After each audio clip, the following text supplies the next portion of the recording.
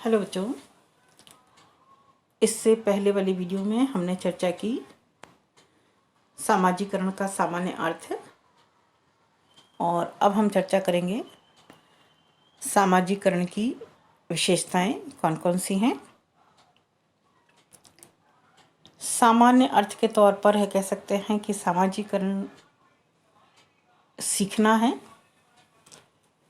जो सीखने वाले को एक सामाजिक व्यक्ति बनाने का कार्य करता है।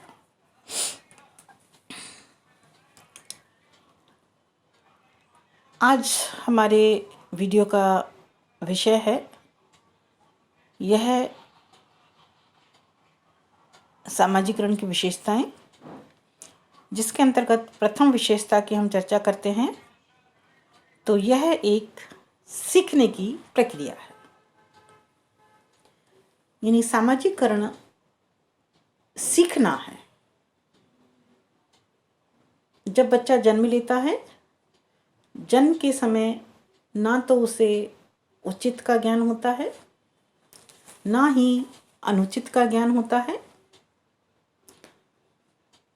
वह समाज से यह सीखता है कि हमारी संस्कृति में किस कार्य को उचित माना जाता है और किस कार्य को अनुचित माना जाता है,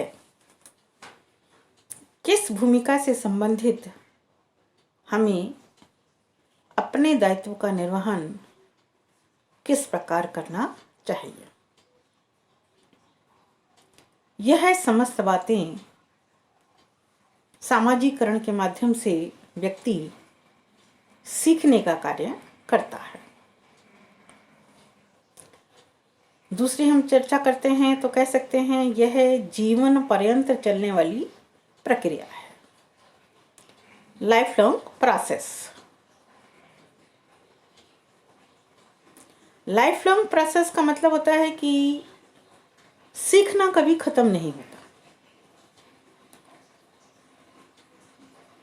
उम्र कोई भी हो, लेकिन हमेशा सीखते रहते हैं। हमारे अंदर सीखने की इच्छा शक्ति होनी चाहिए और आवश्यकता होनी चाहिए कि अगर हमें ज़रूरत है तो हमें वह चीज़ सीखनी पड़ेगी। अब उदाहरण के तौर पर हम आपको अपना ही उदाहरण देते हैं कि इस कोरोना काल के कारण सीखने की प्रक्रिया यानी आजीवन चलने वाली प्रक्रिया, कोरोना के काल के कारण हमें ये वीडियो बनाने नहीं आते थे। कंप्यूटर का हम बहुत कम यूज़ करते थे, ना तो करते थे ना ही हमें आता था, और आज भी हमें बहुत कम आता है। अपनी आवश्यकता के अनुसार ही हम उसका थोड़ा बहुत उपयोग करना सीखे हैं। सीखने की प्रक्रिया यानी इस उम्र में हम सीखने का कार्य कर रहे हैं, क्योंकि सीखना जीवन पर्यंत चलने वाली प्रक्रिया है और आगे भी सीखते रहेंगे कि आवश्यकता हमें सीखना सिखाती है। हमारी ज़रूरत है, हमको ये काम करना आना चाहिए, और सीखना कभी भी व्यर्थ नहीं जाता। नेक्स्ट अगर हम बात करते हैं तो यह अपनी संस्कृति को आत्मसात करने की प्रक्रिया है। बच्चा जिस संस्कृति में जन्म लेता है, जन्म लेने के बाद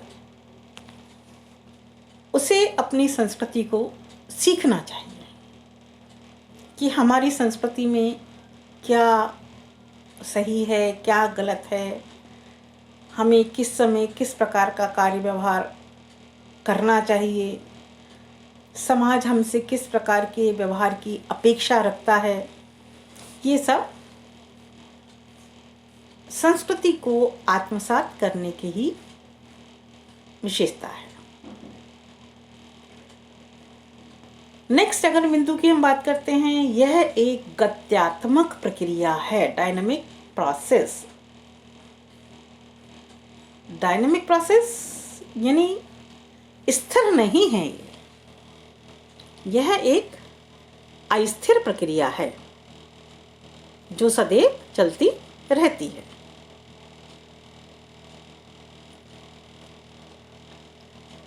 नेक्स्ट और प्रमुख बिंदु समय और स्थान सापेक्ष।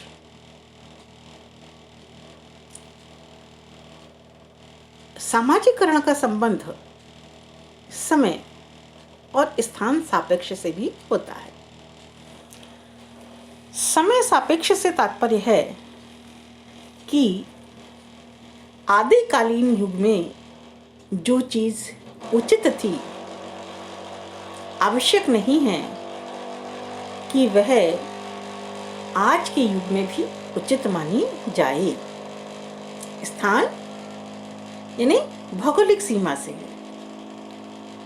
जो कार्य और व्यवहार भारत में उचित माना जाता है, आवश्यक नहीं कि वही कार्य व्यवहार विदेश के अन्य देशों में उचित माना जाता हो, या जो कार्य व्यवहार बाहर अच्छा समझा जाता है, विदेश में अच्छा समझा जाता है, वो भारत के संदर्भ में भी उचित माना जाए। एक उदाहरण के तौर पर बताती हूँ। विदेश में स्त्री और पुरुष जब आपस में मिलते हैं तो अभिवादन करते समय वह हाथ मिलाते हैं, लेकिन यही हाथ मिलाने की प्रक्रिया भारत में उचित नहीं मानी जाती, क्योंकि दोनों देश अलग अलग हैं, वहाँ की संस्कृति अलग अलग है। जहाँ जिस व्यवहार को मान्यता प्रदान की जाती है, उचित माना जाता है, बच्चे से यही अपेक्षा की जाती है कि वह वैसा ही कार्य और व्यवहार करे। लास्ट और प्रमुख विशेषता, समाज का प्रकारात्मक सदस्य बनने की प्रक्रिया। प्रकारात्मक सदस्य यानी हम समाज का एक अंग हो चुके हैं। कब होंगे हम समाज का अंग? जब हम समाज में पाई जाने वाली संस्कृति को सामाजिकरण के माध्यम से सीखने का कार्य करेंगे। तो ये कुछ प्रमुख विशेषताएं हैं सामाजिकरण की। अब नेक्स्ट वीडियो में हम आगे के विषय में चर्चा कर पाएंगे। थैंक यू बच्चों।